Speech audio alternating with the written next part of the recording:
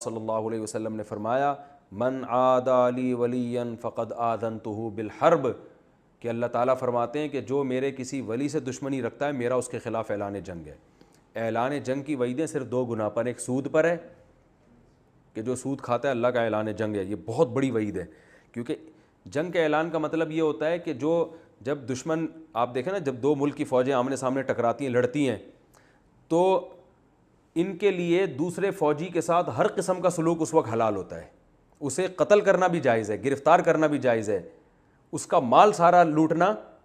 جائز ہے، بلکہ یہ کمال سمجھا جاتا ہے اس موقع پہ۔ تو اعلان جنگ کا مطلب یہ ہوتا ہے کہ اب ہمارا تمہارا کوئی ایگریمنٹ نہیں ہے، ہمارے لیے تمہاری ہر چیز حلال ہو گئی ہے،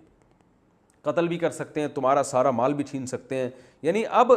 ہر قسم کا نقصان پہنچانے کی کوشش کرنا نہ صرف جائز بلکہ ہمارے لیے کیا ہے، کمال۔ جب دو ملک کی فوجیں لڑ رہی ہوتی ہیں تو اس ملک کی فوج کے لیے دوسرے ملک کی فوج کو نقصان پہنچانا یہ عیب سمجھا جاتا ہے یا کمال؟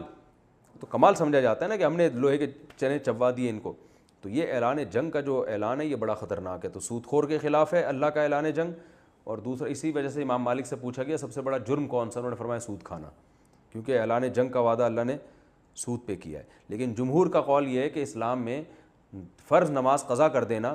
یہ اسلام لانے کے بعد سب سے بڑا جرم ہے، اور راجح قول یہی ہے کہ اسلام لانے کے بعد یہاں تک کہ علماء نے لکھا ہے زنا سے بھی بڑا، چوری سے بھی بڑا جرم جو ہے نا نماز کا قضا کر دینا ہے، کیونکہ یہ اسلام کی علامت ہے۔ اور آج دیکھو کتنی چھوٹی چھوٹی باتوں پہ لوگ